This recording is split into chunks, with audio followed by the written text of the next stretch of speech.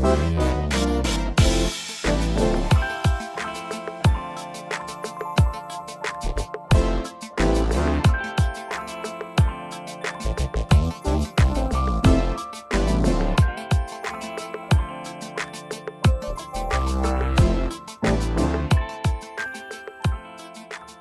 guys, welcome back to my YouTube channel. Wow, it's been over a month now since I posted my first video. I know guys, yo my videos, I don't know how many times I've been taking these videos and I was just not happy with them, but you know what, now it is what it is. So yes guys, if you haven't subscribed to my channel, please do subscribe to my channel. You are not even late. Yes, please subscribe to my channel. Don't forget to like this video, share this video, comment down below, and also turn on that post notification button so that you can get a notification every time I post, so that you can become a member of the Motherhood gang. So yes guys, let us get right into the video. Firstly, I would like to welcome you to the very first episode of the Mommy Chronicles with your host Thandeka. Yes, welcome to the first episode, guys. So today I will be sharing a story on how I lost my first child. So yes, it was in 2011. I was 22 years of age, and I was dating this guy. So actually I was a side chick to this guy, and so the relationship was okay, it was fine until I missed my periods. So I told this guy that I missed my periods, and he was like, congratulations, who's the father?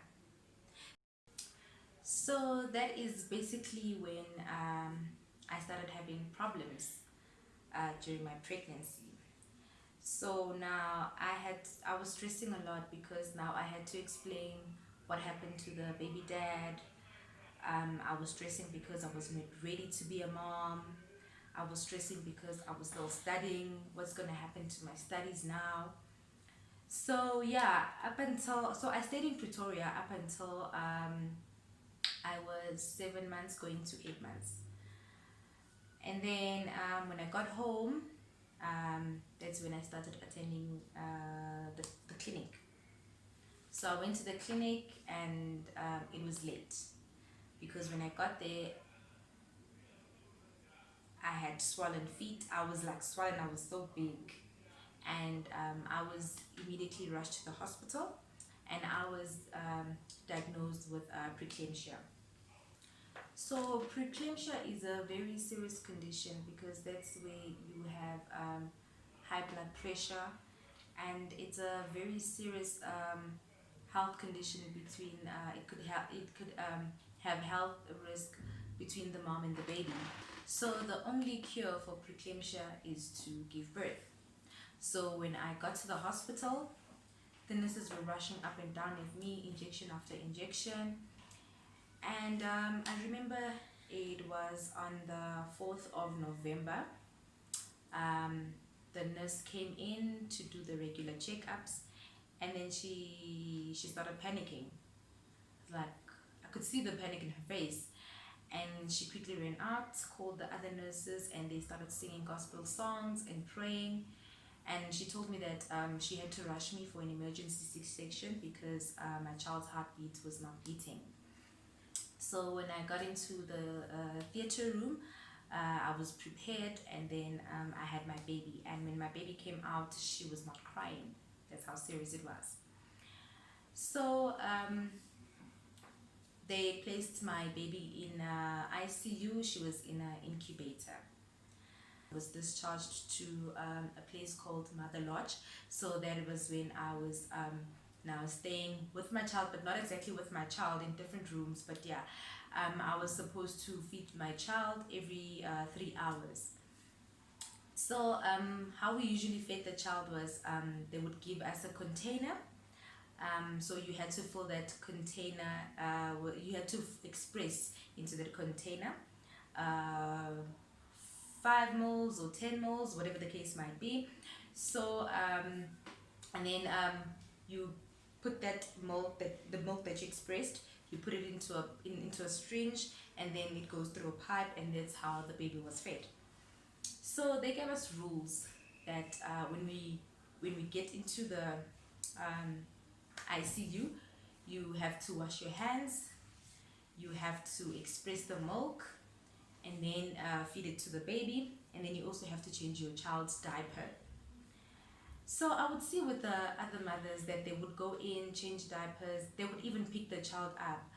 So I was scared to pick up the baby because I could see that there was a lot of pipes involved. So I was scared maybe I would touch the wrong pipes and something would happen. But yeah, so I remember it was now 3 a.m. in the morning. I went in, washed my hands, expressed milk into the container, and then fed my child.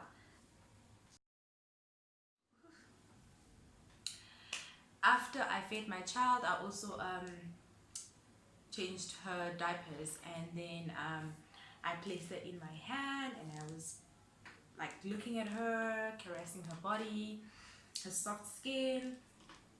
So after that, I put her back into the incubator, and then I spent like an hour or more than the usual time. This time carrying her in my hands. So after that, I placed her into the incubator, and then I went back and slept. And then around 6 o'clock, no, it was around 7 o'clock, there was a nurse who came in. She came to look for me. She told me that the doctor was calling me. So as we were walking to the doctor, she asked me, don't you know that you have to burp the child after feeding them? I was like, no. And in my mind, I was like, I'm a first-time mom, and they ask you these questions, you know?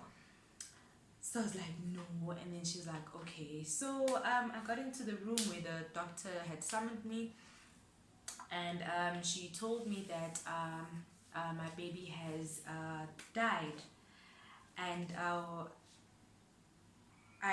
she showed me where my baby was lying. She was yellow. And she told me that my child had suffocated from the reflux of food that had traveled to her lungs, because the baby had burped on her own. So that is what caused the food to go into the lungs, and that's how my baby died. I felt responsible for what had happened because I had not given birth to a healthy baby. I felt that my body had let me down. I was really weak. So I remember calling my friend, letting her know that my baby had died, and then she quickly came to the hospital to come and fetch me. So because my parents were at work, both my parents were at work, and I remember us walking out of the hospital, and the very same nurse that had woken me up, she was like, Thandeka, where are you going? I'm like, I'm going home. She was like, you can't leave this zakho la. Like, this woman, I just got bad news, and then she's gonna rub it all in. I was so hurt by that. And whenever I see that lady, my heart, I remember everything, like every word that she said to me. But nonetheless, it's okay. It's in the past now, and I forgive her. So yeah, she told me to call my parents, so I called my parents. They both came in, and they were filling in forms, and then they called the undertaker, and then we went to the mortuary. I chose a coffin for my child, and yeah, the baby was said to be buried the next day. So the next day came, and then we buried my child. So when I got home after the whole burial, I couldn't take it. I was like asking myself, what's gonna happen now? Like, I'm supposed to be a mom, so what now?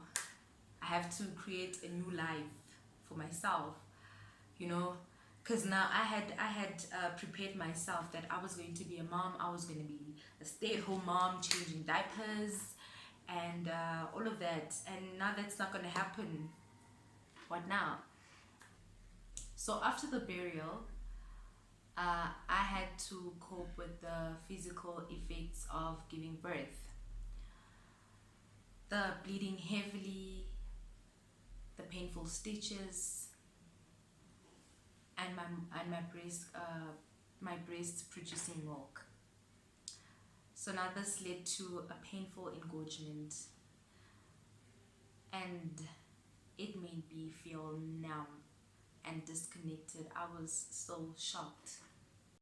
So I found that drinking alcohol excessively was helpful for me because it reassured me of my feelings that they were normal. And whenever I was drunk, I would want to tell my story over and over and over and over again. And because I had such a great support system from my family, because they would share scriptures with me that were very, very helpful. And yeah, that also really helped me a lot. So with God's undeserved kindness, I was blessed with two beautiful, healthy babies, a girl and a boy. My boy weighed 4.10 kgs. My girl weighed 3.8 kg. So yeah, I knew that I was a person with high risk, with high blood pressure. So I tried to manage it very well. So I drank a lot of water. I know with my daughter, I couldn't drink a lot of water because it made me nausea. So I ate a lot of watermelon. And I stayed away from salty foods, and I got enough rest, and I tried to elevate my feet always during the day. And I was blessed to have the most amazing mother-in-law who would give me the best food rub in the world. So yeah, thank you so much guys for watching this video. Don't forget to subscribe to my channel, give this video a thumbs up, share this video, and comment down below. I would really love to hear your stories, and maybe you could also land in this channel. So yeah, thank you so much for watching this video. Thank you guys, I love you so much.